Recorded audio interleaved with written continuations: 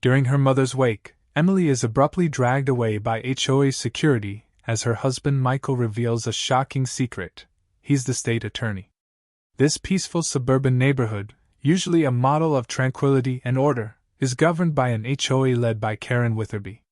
Her dedication to maintaining control has reached new heights tonight. The wake, a solemn gathering to mourn Emily's mother, slightly overran the strict 9 p.m. noise curfew. Karen, prioritizing rules over basic human compassion, decides this infraction can't go unpunished. As the security officers, summoned by Karen, physically escort Emily from her home, the gathered mourners are left in stunned silence. The disruption not only tarnishes a sacred moment but deeply humiliates Emily, who is seen sobbing uncontrollably as she's led away. Michael, witnessing his wife's distress, feels a cold resolve forming. Despite his usual reticence in neighborhood affairs, his role as a state attorney, a fact unknown to most neighbors including Karen, positions him uniquely to respond. His quiet demeanor, often mistaken for passivity, masks a sharp, strategic mind. In the days following the wake, Michael begins to meticulously plan his response. He starts by gathering stories and evidence of Karen's overreach and the HOA's questionable activities. Late-night hours are spent reviewing HOA financial records and rule enforcement logs, where discrepancies and patterns of power abuse slowly come to light. Michael's legal expertise aids him in recognizing these irregularities, which could indicate deeper issues of financial mismanagement or even corruption. Parallel to this, Michael subtly encourages his neighbors to share their grievances, which they do eagerly. The community, long oppressed by Karen's strict policies, responds to Michael's inquiries with a flood of complaints ranging from petty fines to significant accusations of privacy violations. These sessions, though informal, are crucial. They not only provide Michael with the ammunition he needs but also begin to knit the community together in a shared purpose, setting the stage for a pivotal showdown at the upcoming HOA meeting. As Michael compiles his evidence, the community's unrest grows, fueled by tales of Karen's tyranny and their own experiences of injustice under her rule. Michael, his mind now focused, takes his next steps with calculated precision. His investigation into Karen and the HOA is turning up far more than he had anticipated. While the irregularities in the HOA's financial records were troubling, it's the personal vendettas and the quiet manipulation of power that stir his sense of justice. Over the next few days, he digs deeper, utilizing his connections within the legal and financial communities to uncover more details. He begins to unravel a troubling picture. Karen's iron grip on the HOA extends far beyond the simple enforcement of rules. There are kickbacks, secretive deals, and even allegations of threats made against homeowners who dared to challenge her. The more Michael uncovers, the more determined he becomes. Each piece of information, each damning document, is like fuel to his burning desire for retribution. This isn't just about the wake or Emily's humiliation anymore. It's about righting years of wrongs that Karen has inflicted on the people who live here, and he will make sure she pays for her actions. As Michael gathers evidence, he also prepares to share it. He knows that just exposing Karen's corruption won't be enough. He needs to inspire his neighbors to take action. He begins quietly meeting with them, offering reassurance that this is not just his fight but theirs as well. The support is overwhelming. One by one, homeowners come forward with their own stories. Small infractions like unreasonable fines for minor violations, threats of legal action over trivial matters, and whispers of hidden agendas behind Karen's seemingly benign policies. The HOA board, once seen as an untouchable authority, is now exposed for what it is, a puppet show with Karen pulling the strings. But it's not just the HOA that Michael targets. As he delves further into his research, he learns that Karen has been using her position to manipulate local contractors and businesses, ensuring that only certain vendors get lucrative contracts to do work within the community.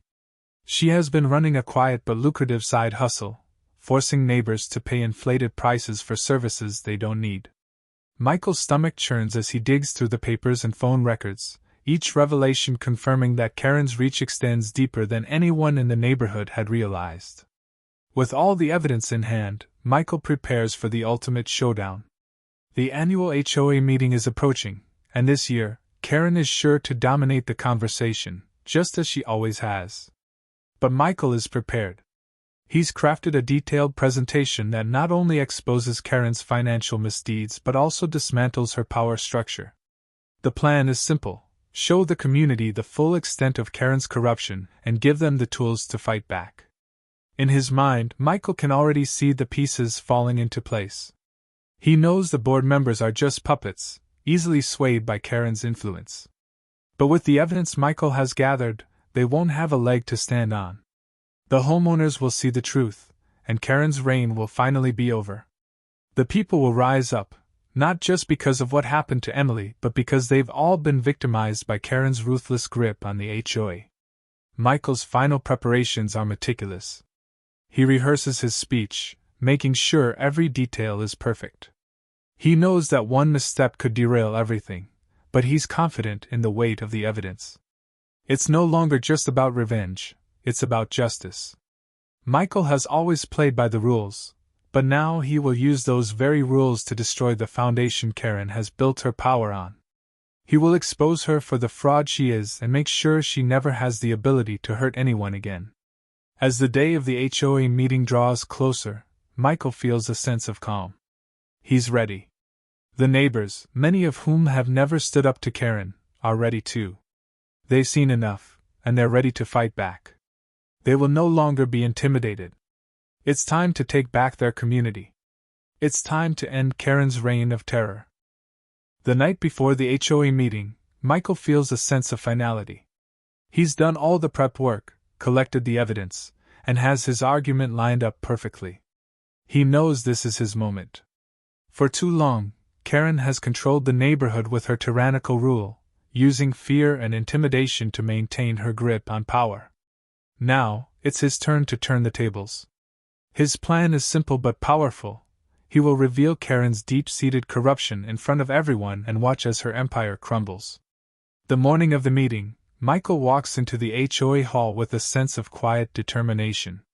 He notices the usual crowd of longtime residents milling about, but today, there's an air of anticipation.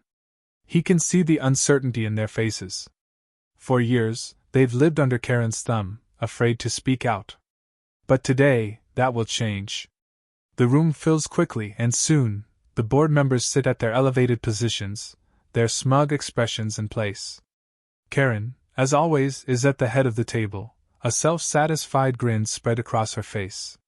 She has no idea what's coming. Michael rises to speak first, his presence commanding immediate attention. He's calm, collected, but his voice carries the weight of authority. He begins by acknowledging the issues the HOA has worked hard to address in the past, praising the community for its efforts to maintain order. But then, in a swift pivot, he shifts the focus to the very heart of the problem, Karen. His words come out like a hammer, each one driving a nail into the coffin of Karen's power. He lays out the evidence, piece by piece, with the precision of a seasoned prosecutor. He details the kickbacks, the inflated service contracts, the hidden financial dealings. The board members exchange glances, and Michael can see their confidence begin to falter. But he's just getting started. He brings up the most damning evidence of all, the personal vendettas Karen has inflicted on the community. He presents testimonies from homeowners, including those who had suffered in silence for years. The stories of unjust fines, fabricated complaints, and threats that had been whispered in the dark are now out in the open. The room falls into a stunned silence as the truth of Karen's actions becomes undeniable. Karen, ever the manipulator, tries to salvage the situation. She interrupts, insisting that these claims are baseless, that Michael is attacking her for personal reasons. But her words lack conviction, and the audience is no longer buying into her charm. Michael presents more evidence, phone records, email chains, and bank statements, that clearly show the extent of Karen's manipulation. Her smug facade begins to crack, and for the first time, Michael sees her sweat. The carefully constructed image she's built over the years is falling apart, piece by piece. As Karen tries to regain control, the mood in the room shifts. The neighbors, once passive, now start speaking up. Their voices, once muted by fear, now ring out in unison. They demand accountability. They demand change. The power dynamic has shifted, and Karen knows it. She can see the doubt in the eyes of the board members, and she knows she's losing her grip. Her attempts to justify her actions only make her look more desperate, and the crowd grows more hostile with every word. Michael doesn't let up. He's relentless in his pursuit of justice, laying out the final piece of evidence: the illegal financial transfers that Karen had funneled through various accounts to line her pockets. At this point, the board members can no longer defend her. They sit in stunned silence as Michael continues to expose the full scale of her corruption. Karen, realizing she's cornered, tries one last-ditch effort to intimidate the community, but the damage has already been done. With her power thoroughly dismantled, the community turns its focus to the future. The homeowners demand her resignation, and it's clear that Karen's days of ruling the neighborhood are over. The board, now fully aware of her corruption, has no choice but to vote her out of office. The room erupts in applause as Karen's reign crumbles before her eyes. The neighbors, once intimidated by her, now stand united in their victory. As the meeting wraps up, Michael feels a sense of calm settle over him. The fight is over, and justice has been served. The neighborhood that once cowered under Karen's rule now stands tall, free from her grasp. Michael has not only avenged his wife's humiliation but has also delivered a resounding message to the community: no one is above the law. The fight for justice is never easy, but it's always worth it. And today, Michael has proven that. Karen's downfall is swift and brutal. With the community firmly behind Michael, the fallout from the HOA meeting is immediate. The board, now fully aware of Karen's corruption, has no choice but to vote her out of her position. Her power, built on years of manipulation, crumbles in a matter of moments. As the votes are counted, it's clear that Karen has no allies left. Her resignation is inevitable. There's no room for excuses, no way to talk her way out of the mess she's created. The evidence is irrefutable. Her reign of terror has ended. In the days following her ousting, Karen's name becomes a pariah in the neighborhood. Whispers of her corruption spread like wildfire. No one trusts her anymore, not even the few remaining board members who had been too afraid to challenge her before. The community has seen the truth, and there's no going back. Karen, once the unquestioned leader of the HOA, now finds herself isolated and powerless. She tries to rally her remaining supporters, but it's too late. The damage has been done, and she is left to face the consequences alone. For Michael, the battle is far from over. While Karen's removal from the board is a victory, it's just the beginning of rebuilding the neighborhood. He and the other residents set to work electing a new HOA board that is more in tune with the community's needs. The changes are swift and decisive. The new board implements more reasonable policies, focusing on fairness and transparency. Gone are the days of petty fines and arbitrary rule enforcement. Instead, there's a renewed sense of unity among the neighbors, a shared commitment to making their community a better place to live. Michael's role in the process is critical. As the state attorney, he uses his legal expertise to ensure the new board operates within the law and with integrity. He helps draft new community guidelines that prioritize respect and cooperation, ensuring that no one, not even a future Karen, can take advantage of the system again. The residents, once too afraid to speak up, now feel empowered. They understand that they have the power to make changes, to hold their leaders accountable. Michael's efforts have sparked a fire of activism and participation that was sorely lacking before. Meanwhile, Karen's legal troubles begin to mount. The evidence Michael presented at the HOA meeting is just the tip of the iceberg. Investigations into her financial activities intensify, and it quickly becomes clear that her misconduct extends far beyond the HOA. She is charged with multiple counts of fraud, embezzlement, and abuse of power. The legal process unfolds slowly, but it's clear that Karen will face serious consequences for her actions. The same community she once ruled now watches as she is held accountable for her crimes. As Karen's legal woes deepen, the neighborhood begins to heal. The toxic atmosphere that once permeated the community is replaced by a renewed sense of optimism. Neighbors who once kept to themselves are now socializing, sharing ideas, and working together to improve their surroundings. There's a palpable sense of camaraderie, of people coming together for the greater good. It's a stark contrast to the oppressive environment Karen had created. For Emily and Michael, the process of healing is both personal and communal. Michael, in his quiet way, is gratified by the changes taking place around him. He never sought the spotlight, but he's now seen as a hero, a man who stood up for what was right. Emily, too, finds solace in the transformation of their community. While the loss of her mother still weighs heavily on her, the support of their neighbors and the justice they've achieved helps to ease the pain. The couple, united in their grief and their victory, now look toward the future with hope. As Karen's legal troubles continue to unfold, the neighborhood moves forward, stronger and more united than ever. The HOA, once a tool of oppression, is now a vehicle for positive change. The new leadership, chosen by the people, reflects the values of fairness, respect, and cooperation.